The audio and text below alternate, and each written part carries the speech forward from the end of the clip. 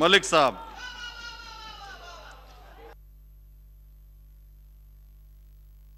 जी mic खोलें जी। Chair सफेद button दबाएं जी।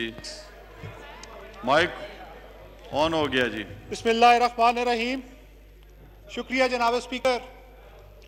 तहरीक इंसाफ की हुकूमत का तीसरा बजट हर बजट की तरह इस दफ़ा भी पाकिस्तान की अवाम इस उम्मीद पे रही कि शायद उनसे जो वादे किए गए उनकी तकमील के लिए शायद कोई अमली कदम उठाया जाए, लेकिन शोमिया किस्मत इस बार भी उनको मायूसी के सिवा कुछ ना मिला।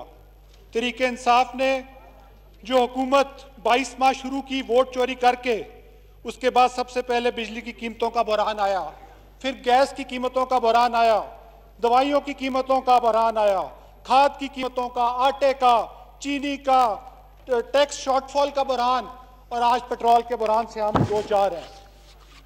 तहरीक इंसाफ की हुकूमत के बाद तकरीबन 1 करोड़ लोग बेरोजगार होने जा रहे हैं। 50 लाख घराने पॉवर्टी इंडेक्स के अंदर के नीचे आ रहे हैं। जनाब स्पीकर, हमारे वजीर आजम साहब लाइफ और लाइवलीहुड की बात करते हैं, और चौंका मैं इन्हीं दो सेक्टर्स के हवाले से आज बात करूंगा। और चौंका वो जब लाइवलीहुड की बात करते हैं तो शायद एम्प्लॉयमेंट की बात करते हैं। तो पाकिस्तान के 6 करोड़ एम्प्लॉयड फोर्स में से तकरीबन 3 करोड़ की एम्प्लॉयड फोर्स जो है वो एग्रीकल्चर सेक्टर के साथ है। लेकिन जनाब स्पीकर, वो एग्रीकल्चर सेक्टर जो खाली ना सिर्फ 24% ऑफ द GDP है, लेकिन वो 50% 3 करोड़ लोगों के रोजगार का जरिया है। इस बजट में और इससे पहले जो बजट आए उसमें हुकूमत ने क्या किया मैं आपको बताता हूं। 1972 का जो सर्वे हुआ, पाकिस्तान का टोटल कल्टिवेबल लैंड काबिल काश्त रकबा 22.1 मिलियन हेक्टर था। फूड और agriculture organization of United Nations जो है वो कहती है कि 10 मिलियन हेक्टर इसमें ऐड हो सकता है, जिसके लिए आज तक हुकूमत ने कोई काम नहीं किया। यहां पे इस चेयर पे बैठे स्पीकर ने टास्क फोर्स बनाई। टास्क फोर्स का काम यह होना चाहिए था कि काश्तकारों के लिए आसानियां पैदा करते, लेकिन पता नहीं उस टास्क फोर्स ने क्या किया। आज किसान जो अपने हिस्टोरिकली सबसे कम पर एकड़ प्रोडक्शन पे पहुंच चुके हुए हैं, वो गंदम हो, वो कॉटन हो, वो कोई और क्रॉप हो, उनको कोई ये नहीं बता रहा कि ये क्लाइमेट चेंज की वजह से है या किसी और वजह से है। जनाब स्पीकर, रिसर्च की बात करें तो कहते हैं कि हम ये रिसर्च के लिए तनख्वाहें तो देते हैं, लेकिन रिसर्च के लिए पैसे कोई नहीं देते कि रिसर्च हो सके और ये पता चल सके कि आज पाकिस्तान के काश्तकार किस तरह के बीज इस्तेमाल कर रहे हैं और किस तरह की वो सफर से गुजर रहे हैं। जनाब स्पीकर, ट्यूबवेल रेट्स पे आता हूं। बहुत बड़ा लतीफा, 5 रुपए का यूनिट, यहां पे बार बार कहा जाता रहा काश्तकारों को 5 रुपए का यूनिट दिया जा रहा है।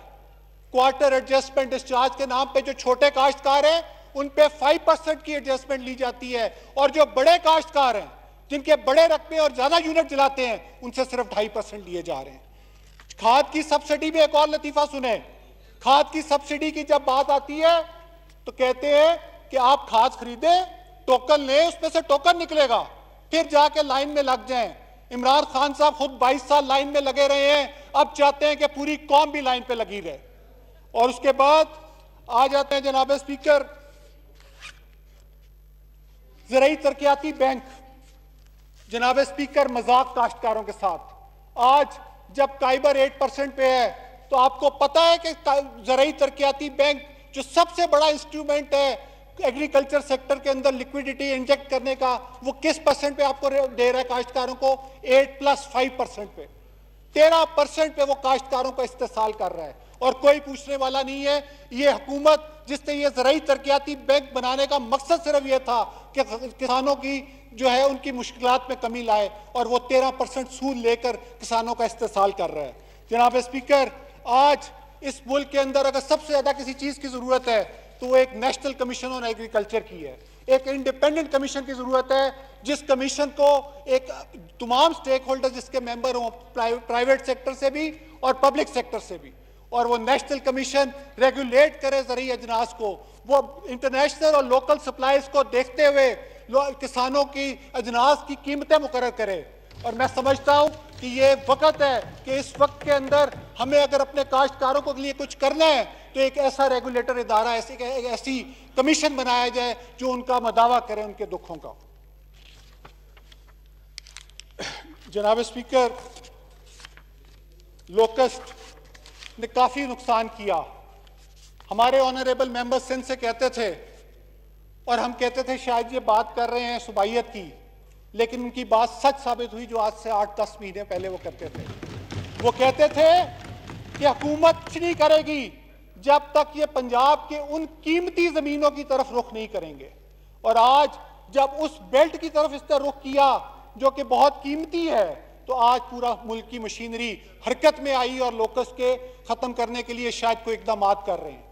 और आज जनाब स्पीकर, इसके अंदर लोकस तो खत्म किया जा रहा है, लेकिन जिन लोगों की फसलें सफर हुई हैं उनके लिए कोई किसी किस्म का पैकेज का अनाउंसमेंट नहीं हुई। बराए मेहरबानी मेरी आपसे रिक्वेस्ट है कि आप इसके लिए जिन लोगों का नुकसान हुआ है उन लोगों के लिए जिस तरह पहले उन लोगों का मदावा होता था अब भी उनका मदावा किया जाए और पर एकड़ हर जमींदार को पैसे दिया जाए, कॉम्पेंसेशन दी जाए।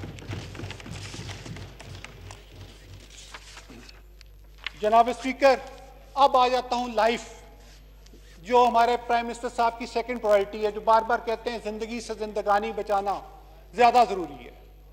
यहां पे तमाम मेडिकल फ्रेटर्निटी को बार बार सलाम पेश किए गए।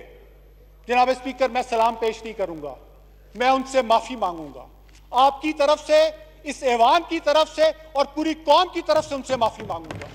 जनाब स्पीकर, मैं माफी मांगूंगा उनसे कि इस हुकूमत की शेयर इनकॉम्पिटेंस, मिजरेबल गवर्नेंस और क्रिमिनल नेग्लिजेंस की वजह से आज वो और उनके खानदान इसका मुकाबला कर रहे हैं और उनका कोई पुरसाने हाल नहीं है।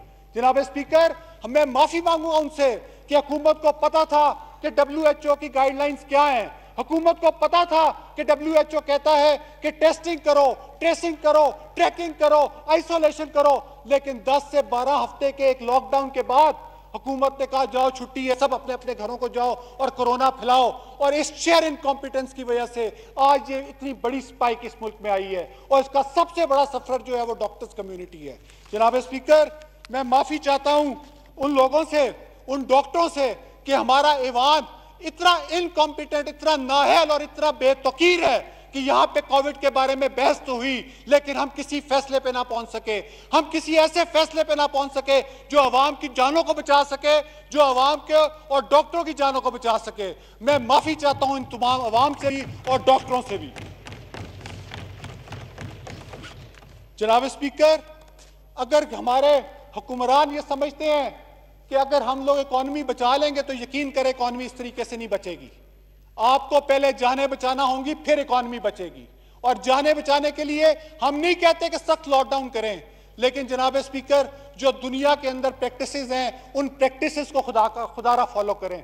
मैं नहीं कहता कि न्यूजीलैंड को फॉलो करें, मैं नहीं कहता कि साउथ कोरिया को फॉलो करें, लेकिन जनाब स्पीकर, वियतनाम, बांग्लादेश, फिलीपींस को तो फॉलो किया जा सकता है। हम उन प्रैक्टिसेस को भी फॉलो नहीं कर रहे। हम लोग क्या साबित करना चाह रहे हैं यहाँ पे?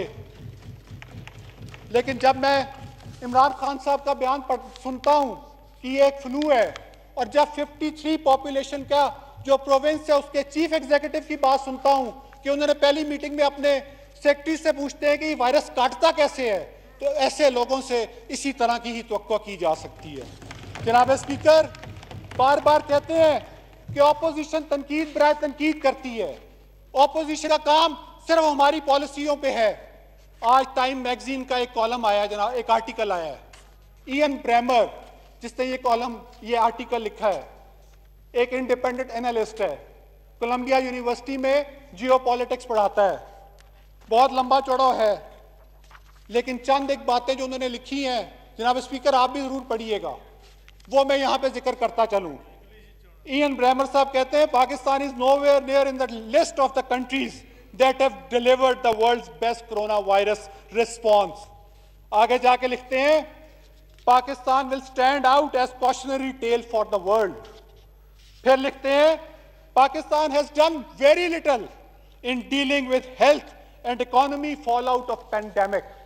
और आखिर में उन्होंने कमाल ही लिखते हैं, आखिर में इयन ब्रेमर साहब लिखते हैं कि even before coronavirus 55% of Pakistanis believed Khan and his ministers are incompetent। ये एक इंडिपेंडेंट अखबार मैगजीन जिसके कवर फोटो पे इमरान खान साहब की तस्वीरें आती थी तो पीटीआई वाले डांस करते थे, ये उस मैगजीन में ये आया है। जनाब स्पीकर, बात मुख्तसर करें, अपनी तकरीर आखिरी 1 मिनट है। जनाब स्पीकर, यहाँ पे बहुत बहुत टाइम दिया गया, एक ही दफा बोलना है। उनके पास उनकी जमात का टाइम है, उनके पास रहता है उनकी जमात का टाइम। देखें कि लिखने को भी कोई आपकी जमात का टाइम खत्म हो चुका है, तो आपसे 10-10 मिनट का टाइम है। हाइड्रोक्सी क्लोरोक्विन से शुरू हुआ, कोविड की दवाइयों और इलाज के हवाले से शॉर्ट, हुकूमत का कोई ऐसा जेस्चर नजर नहीं आया कि हुकूमत सीरियस है। मास्क महंगे और शॉर्ट, सैनिटाइजर्स, ऑक्सीजन गायब। इवन यहाँ पे एक ऑनरेबल मेंबर ने कहा कि मुझे पार्लियामेंट लॉजेस में भी ऑक्सीजन नहीं मिल सकी। तोसिलिजुमाब जिसके ट्रायल्स दुनिया में जा रहे हैं, रोस्ट बनाती है। आज एनडीएमए को अब हमने जाके कहा है कि जनाब इंपोर्ट करें। यहाँ पे लोगों ने 7-7 लाख रुपए में खरीदा 16,000 का इंजेक्शन। डेमेसिविर अभी तक पाकिस्तान में अवेलेबल नहीं है, दुनिया में उसके ट्रायल्स चल रहे हैं। और डेक्सामेथाजोन 57 कंपनीज बनाती हैं। हमारे जनाब जो एडवाइजर साहब हैं वो कहते हैं 57 कंपनीज बनाती हैं, और हुकूमत का ये कंट्रोल है कि आज वो कहीं पे अवेलेबल नहीं है।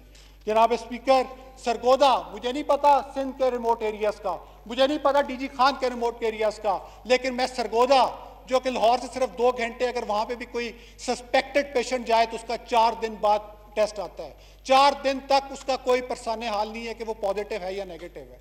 और ये हालात हैं टेस्टिंग के। यहाँ पे खुदारा इस टेस्टिंग की सर्विसेज को बेहतर कराएं। जनाब स्पीकर, अब मैं आपको छोटा सा मुख्तसर सा वाकया सुनाता हूँ। आखिरी 1 मिनट है आपके पास, आप बात मुख्तसर करें। जी हाँ, सबका टाइम अलग अलग है जी। अक्सर तकरीरें कर चुके हैं, जो बोल रहे हैं हमारा टाइम दे दें। 2000 अरब पे जाता है। सब तकरीरें कर चुके हैं और अभी कह रहे हैं हमारा टाइम दे दें। अगर बहुत आपको प्यारे थे तो आप अपनी जगह पे तकरीर देते उन्हें। यहाँ पे मेरे हल्के का एसी, जो आज भी एसी लगा हुआ है भेरा में, बिजली चोरी करते हुए रंगे हाथों पकड़ा जाता है, FIR दर्ज नहीं होती। जनाब स्पीकर, कोई पूछता नहीं है उसको। ये सर्कुलर डेट 2000 अरब पे नहीं जाएगा तो किस तरह जाएगा? ये माफियाज और कार्टेल्स की बातें करते हैं। अगर 16वें ग्रेड और 17वें ग्रेड के अफसर यहाँ पे माफियाज और कार्टेल्स बने हुए, जिसको कोई पूछने बुलाने वाला नहीं है। जनाब स्पीकर, आखिर में एक आपसे रिक्वेस्ट है, उसके बाद मैं हल्के की छोटी सी बात करूंगा। खुदारा आप ये मसला हल कर सकते हैं। 22-23 महीने जो हुए हैं, इस 22-23 महीने का इस पार्लियामेंट का परफॉर्मेंस ऑडिट करवाएं। जो अवाम का पैसा हमारी जेबों पे गया है उसका भी पता चले, और जो हमारी परफॉर्मेंस हुई है अवाम को पता चले कि इस पार्लियामेंट ने क्या किया 22 महीने में। किस तरीके से हमने उनकी उमंगों का मजाक उड़ाया, किस तरीके से हमने उनको बेइज्जत किया, अवाम को, उनके वोटों को बेइज्जत किया है। और आज हम इस मौके पे पहुंचे हैं कि हमारी बात सुनने को कोई तैयार नहीं है, हमारी बात लिखने को कोई तैयार नहीं है। हमारे वाइंड अप स्पीच के अंदर यहाँ पे लिखे गए पॉइंट्स का जवाब देता है फाइनेंस मिनिस्टर, लेकिन यहाँ पे कोई लिखने को तैयार नहीं है कि किस चीज का जवाब देंगे। जनाब स्पीकर, बार बार कहता हूं मैं अपने हल्के के हवाले से कि भलवाल को डिस्ट्रिक्ट बनाया जाए, लेकिन हुकूमत, इमरान खान साहब ने खुद कहा था इलेक्शन से पहले कि भलवाल को डिस्ट्रिक्ट बनाया जाएगा, कुछ भी नहीं हुआ। सालम इंटरचेंज से लेकर सरगोदा तक की सड़क जो है, रोज एक्सीडेंट्स होते हैं। ट्रैफिक काउंट देखें वहां पे, और इतना इंपॉर्टेंट रोड है जो सरगोदा को इस्लामाबाद के साथ कनेक्ट करती है, लेकिन वहां पे कोई देखने को तैयार नहीं है, कोई इसको ड्यूल कैरिजवे बनाने को तैयार नहीं, बल्कि जो ऑलरेडी वहां मौजूद है वो टूट फूट का शिकार है। इसके साथ ही जनाब स्पीकर, आखिर में मैं आपसे रिक्वेस्ट करूंगा कि अब वक्त आ गया है, ये अवाम के जो है ना, हमें चुराहों में खड़ा करके इन पार्लियामेंटेरियंस के गिरबानों को पकड़ेगी। जो हमने यहाँ पे बातें करते हैं, जिस तरीके से हम एक दूसरे को यहाँ पे चोर, डाकू, इनकॉम्पिटेंट, ये जो भी तरीके एक दूसरे को कहते हैं, और मैं साल में एक ही दफ़ा बारी मिलती है, अगले साल पता नहीं हुकूमत होगी, असेंबली होगी, नहीं होगी, क्या होगा। मैं आपसे रिक्वेस्ट करता हूँ, खुदारा इसका तकद्दस इस तरह पामाल मत करें। Thank you very much. बहुत शुक्रिया जी, बहुत शुक्रिया।